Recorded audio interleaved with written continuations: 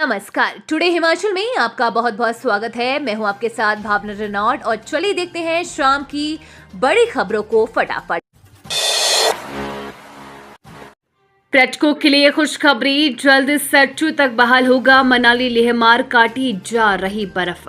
15,580 feet ऊंचे बरलाचा दर्रा में बर्फ के दीदार के शौकीन पर्यटकों सहित कारोबारियों के लिए खुशखबरी है। लाहौल स्पीति प्रशासन 2-3 दिन में इस सड़क को पर्यटकों के लिए सरचू तक खोलने जा रहा है।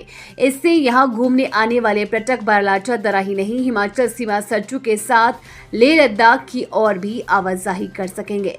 अभी मनाली लेह मार्ग में बर्फ को काट कर सड़क को चौड़ा किया जा रहा है। इस बार सर्दी में अधिक बर्फबारी से सीमा सड़क संगठन के जवानों को सरचू तक सड़क खोलने में काफी मुश्किलों का सामना करना पड़ा है। सीमा सड़क संगठन ने हिमाचल सीमा सरचू तक ये सड़क 23 अप्रैल को खोल दी थी, लेकिन बार बार खराब मौसम के बीच बर्फबारी होने से सीमा सड़क संगठन की परेशानियां भी अधिक रही। मार्ग दुरुस्त होते ही भारतीय सेना की कार्रवाई सहित पर्यटकों को मनाली किलांग दारचा सरचू होते हुए लेह की ओर आवाजाही शुरू हो जाएगी। हिमाचल मंडी के ITI चौक पर ऑटो में अचानक भड़की आग, कांगड़ा में कार जली। हिमाचल प्रदेश के मंडी के ITI चौक पर एक ऑटो में अचानक आग भड़क गई। आग से ऑटो जलकर राख हो गया। आग लगने के समय ऑटो में कोई नहीं था। अचानक भड़की आग से आसपास मौजूद लोगों में हड़कंप मच गया। ऑटो के जलने से मालिक को लाखों रुपए का नुकसान हुआ है, साथ ही रोजगार का जरिया भी खत्म हो गया। ऑटो में भड़की आग को मौके पर मौजूद लोगों और साथ लगती ITI के छात्रों ने रेत और पानी डालकर बुझाया। आग की भेंट चढ़ा ऑटो मंडी के सोहड़ा मोहल्ले के सुधीर कुमार का था। कांगड़ा के रेहन में JP नड्डा की रैली, बोले भारत के 25 करोड़ लोग गरीबी से बाहर आए। हिमाचल प्रदेश में लोकसभा चुनाव व विधानसभा उपचुनाव के लिए प्रत्याशियों की नामांकन वापसी के बाद प्रचार ने जोर पकड़ लिया है। शनिवार सुबह भाजपा के राष्ट्रीय अध्यक्ष JP नड्डा कांगड़ा जिले के फतेहपुर के रेहन पहुंचे। नड्डा कांगड़ा संसदीय सीट से भाजपा प्रत्याशी डॉक्टर राजीव भारद्वाज की रैली के लिए पहुंचे हैं। इस दौरान कार्यकर्ताओं ने जोरदार स्वागत किया। जनसभा को संबोधित करते हुए भाजपा अध्यक्ष JP नड्डा ने कहा कि नीति आयोग के अनुसार भारत के 25 करोड़ लोग गरीबी से बाहर आए। ये बदलता भारत और उसकी बदलती छवि है। क्या आपने कभी सोचा था कि यहाँ हाईवे आएगा? क्या अब हाईवे का काम नहीं चल रहा है? कई परियोजनाएं चल रही है। जब ये बुनियादी ढांचा बनेगा तो गाँव का विकास होगा। हिमाचल सरकार को वाटर सेस पर राहत, सुप्रीम कोर्ट ने हाई कोर्ट के आदेश पर लगाई रोक। हिमाचल सरकार की ओर से बिजली कंपनियों पर लगाए वाटर सेस को लेकर हाई कोर्ट के आदेश पर सुप्रीम कोर्ट ने रोक लगा दी है। हाई कोर्ट ने आदेशों में कहा था कि जिन कंपनियों से सरकार ने वाटर सेस की वसूली की है उनको 6 सप्ताह में पैसों का वापसी किया जाएगा, लेकिन सुप्रीम कोर्ट ने इस आदेश पर रोक लगा दी है। हाई कोर्ट के आदेश के बाद हिमाचल सरकार ने सुप्रीम कोर्ट का रुख किया है।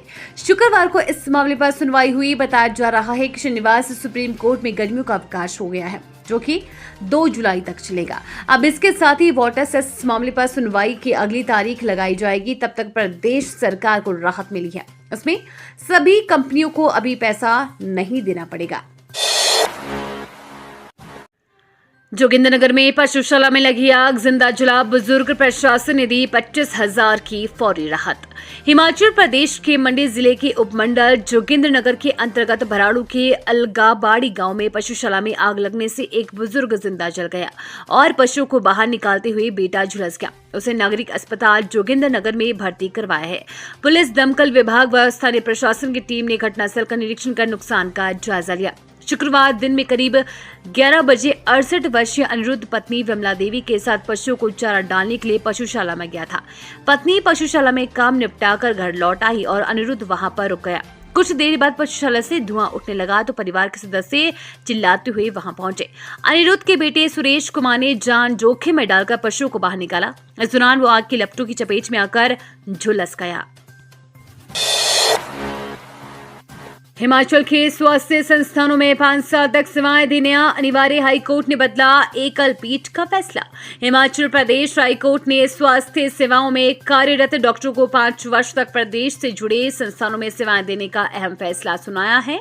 अदालत ने कहा कि सुपर स्पेशलिटी में विशेषज्ञता हासिल करने के लिए सरकार ने बॉन्ड में निहित शर्तों के आधार पर किसी भी दबाव व बल का इस्तेमाल नहीं किया है। स्वास्थ्य संबंधी सेवाओं को मजबूत करने के लिए सरकार का यह निर्णय प्रदेश के लोगों के हित में है।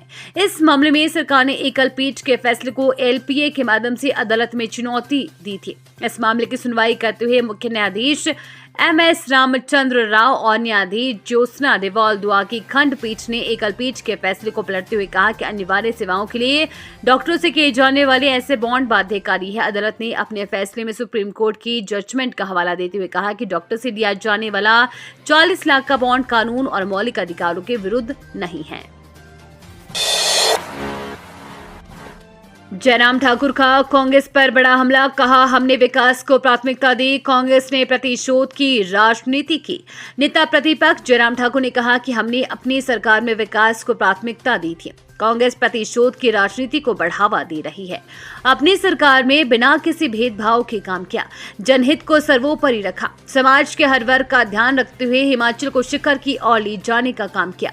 5 साल के कार्यकाल में रिकॉर्ड सड़कें बनाई, हिमकेयर, गृहिणी सहारा, स्वावलंबन जैसी योजनाओं से प्रदेश के लोगों को सशक्त करने का काम किया। सामाजिक सुरक्षा के लिए चलाई जा रही योजनाओं के बजट को 3 गुना से भी ज्यादा बढ़ा दिया। भाजपा प्रत्याशी की रैली में शामिल होना पड़ा भारी, शिक्षक निलंबित। भाजपा प्रत्याशी की चुनावी रैली में शामिल होना एक शिक्षक को भारी पड़ गया। शिकायत मिलने पर कार्यवाही करते हुए शिक्षक को निलंबित कर दिया गया है। निलंबन के बाद शिक्षक का हेडक्वार्टर अब शिलाई तय किया गया है। जानकारी के अनुसार मामला विधानसभा क्षेत्र नाहन के तहत उच्च पाठशाला मलगांव से संबंधित शास्त्रीय पद पर तैनात शिक्षक का है। हाल ही में शिक्षक के संबंध में जिला निर्वाचन अधिकारी को सी विजिल ऐप के माध्यम से शिकायत मिली। शिकायत में आरोप लगाए गए हैं कि शिक्षक प्रशांत शर्मा के फोटो सोशल मीडिया पर प्रदेश भाजपा अध्यक्ष डॉक्टर राजीव बिंदल, अन्य नेताओं और प्रत्याशी सुरेश कश्यप की मौजूदगी में चुनावी रैली के सामने आए हैं।